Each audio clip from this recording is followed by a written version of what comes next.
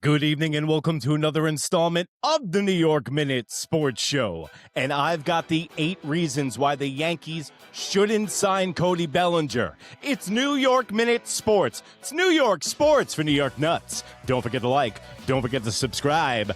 Let's go!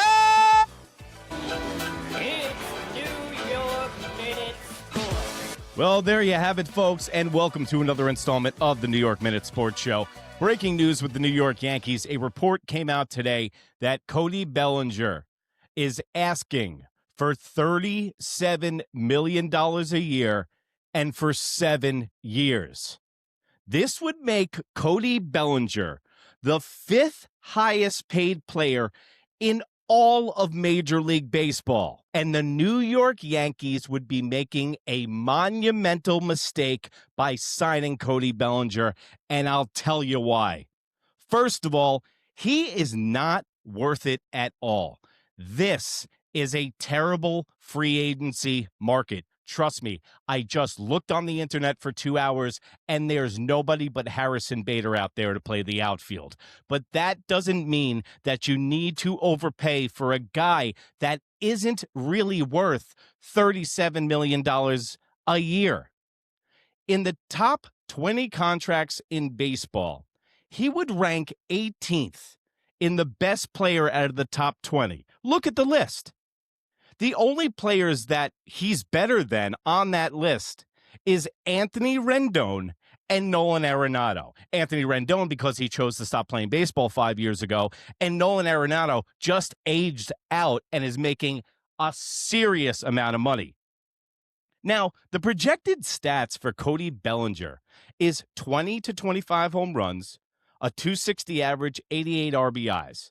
Still got a 4 WAR. That's the projected one, and I know this could all change, but that's a down year. You're talking about almost less than 10 home runs, 10 RBIs, and 10 average points. Are you willing to give a guy a $17 to $16 million pay increase for that? The New York Yankees are already too left-handed on this team. Are we going to add another guy for another 7 years? And also, first base does not belong to Cody Bellinger in the future.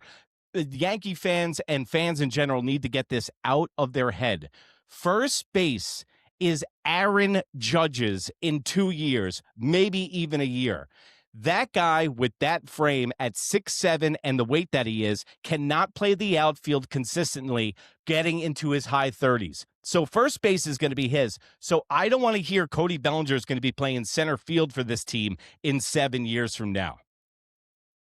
Also, if you want to talk about like where he's ranked in all the fantasy points, ESPN's top 100 hitters in all of Major League Baseball, do you know where Cody Bellinger lands?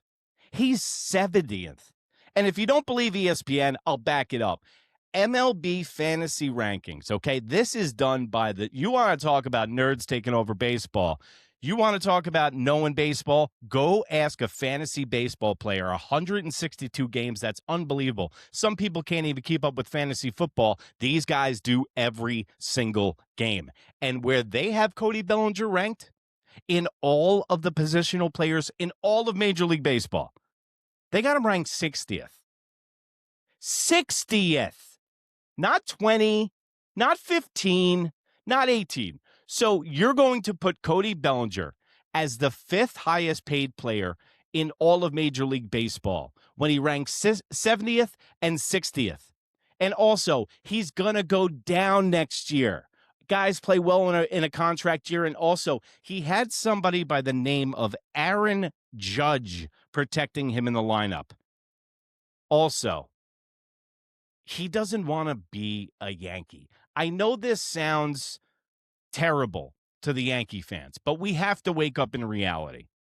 What Cody Bellinger is doing is using the New York Yankees as leverage against the New York Mets for a huge bag. Let me explain. If Cody Bellinger wanted to win a World Series with the New York Yankees, don't you think that he would do everything in his power to sign on the early side and free up room for Brian Cashman to load up the rest of the team? because the New York Yankees now have been in free agency limbo with Cody Bellinger, who says he loves to play here and his dad was a Yankee. Yeah, they all say that when they got a suitcase of money in their back pocket. Okay, I've been a Yankee fan my whole life. Yeah, right.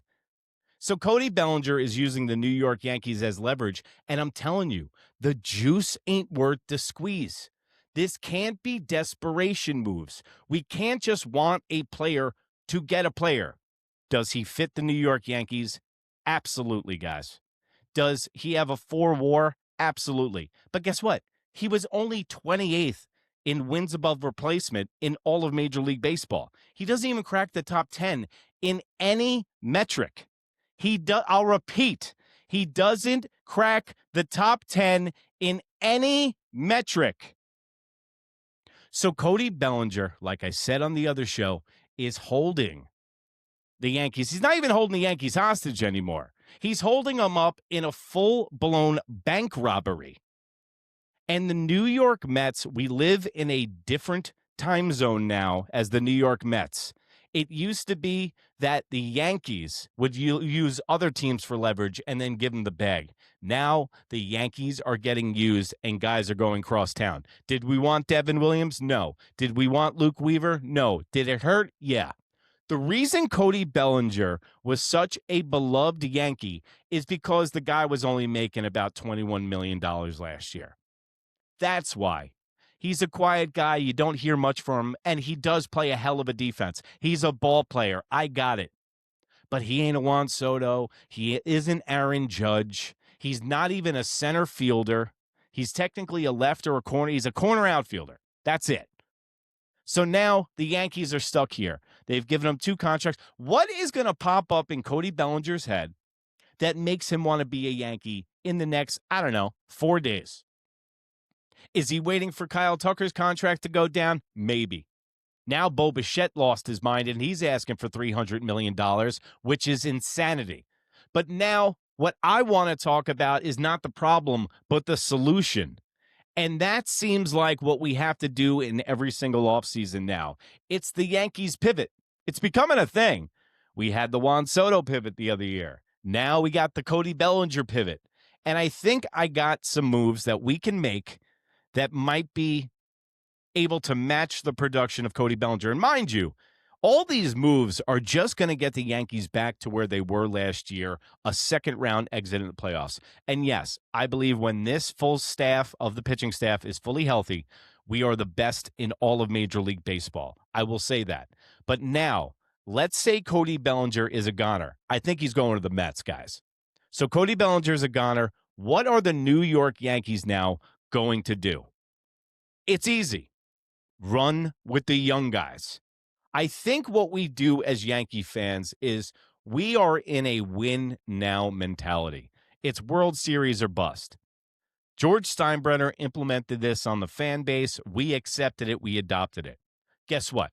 We're the only ones still believing this that wears a Yankee hat or is in the front office of the New York Yankees. It's not. It's a crapshoot. That's what the front office of the New York Yankees says. So if it's a crapshoot and that's what the New York Yankees say, guess what? The Yankees could let Cody Bellinger walk, and they will finish with the same amount of wins with mitigating runs and good pitching and loading up that bullpen. I think that's exactly what the New York Yankees did last year with Juan Soto. And if you look at the Yankees' offensive production, they were first in the American League, and they were second in all of Major League Baseball. So they had the young guys going. And Jason Dominguez, I believe in Jason Dominguez's plate discipline. I believe in his eye. I want you to go back and look at Jason Dominguez's at-bats last year. How many times he would get 2 strikes down, he would work it to a full count, he would either slap a single to left or work it for a walk. He was not given a fair shot. Does he play outfield like he's on roller skates? Absolutely. That is one of the New York Yankees' biggest problems is the development of our young guys and playing defense. That's why I think Spencer Jones is being treated like the Wizard of Oz. Pay no attention to the man behind the curtain. And we haven't seen this guy shag a foul ball yet because they always worry about exit velocity and launch angle. So what I say is it's going to be a competition between Spencer Jones and Jason Dominguez to start the season for left field. My question is, for a cheapskate Yankees with Hal Steinbrenner, why wouldn't they be bending over backwards to get Jason Dominguez and Spencer Jones to be their center fielder and left fielder, never give that qualifying offer to Trent Grisham, and run $1 million combined in that left and center field next to Aaron Judge, who's making 40? They would want to do that, but this means that they don't believe in their defense. But I am willing to give these guys another shot. Listen, man, baseball is one of the hardest sports on the globe. And Jason Dominguez is still very young. He's fast, and I think he can get comfortable in the outfield. I am willing to roll with Jason Dominguez, and I like seeing guys develop because guess what? That $37 million of Cody Bellinger will be bad if we sign it because it won't age well. But what doesn't age well is Max Fried's contract next year, because he balloons up to 37, and that will be just another bullet in the arsenal of excuses from Hal Steinbrenner and Brian Cashman about why they can't go out and sign another player next year. So if we're getting Max Fried and his contract's going up, I don't say we should sign Cody Bellinger. Let's Jason Dominguez and Spencer Jones work it out in spring training for left field, okay? Or the New York Yankees, to save their season and get back to the World Series, is do anything they can to go get Fernando Tatis Jr. I've been saying it for 2 months, and I will continue to say it. Day one, he takes care of left field, and he takes care of shortstop. If you wanted to do that, you can move Caballero over to second. You can move Jazz to left in a platoon. Whatever you want to do, Fernando Tatis Jr. can be your starting shortstop and left fielder day one. And guess what? He goes up to $36 million next year anyway, so it would be like getting Cody Bellinger's contract. Not to mention, Fernando Tatis Jr. is 26, and he is top 10 in wins above replacement. He's in top 15 of the 100 players or positional players in baseball. Now, that guy you would be willing to allocate $36 million to. Allocate $36 million to. And guess what? That's what he's locked in for the rest of his career. He's 27. He's a dynamic player, and he's got that clutch gene. Also, makes us right-handed with power day one. That's exactly what the New York Yankees need, because Giancarlo Stanton, who knows what you're going to get from him this year. So what would I do to get the Fernando Tatis Jr. deal? Pretty much anything. I think you could get that deal done if you were to send Jason Dominguez, Spencer Jones, and Will Warren to San Diego right now, and you eat all that contract. You're only sending $1.5 million in contract for 3 key positions. We have a history of trading with the San Diego Padres, and I think that would separate the New York Yankees from the rest of the American League East. And guess what, guys? You can separate yourself as a sports fan. Go see me, New York Minute Sports, NEWYRKMIN on Instagram and right here on YouTube. I know this is a quickie. I had to get on here. It's a Friday night, but I was seething when I saw the contract break. Don't forget to put your notifications on, because I am going to be making videos as soon as the news breaks. The New York Yankees can't be held hostage by Cody Bellinger anymore. And guess what, folks? He's just not worth it. And remember, if you can't be good, be bad, baby. Good night, Canada. Bye.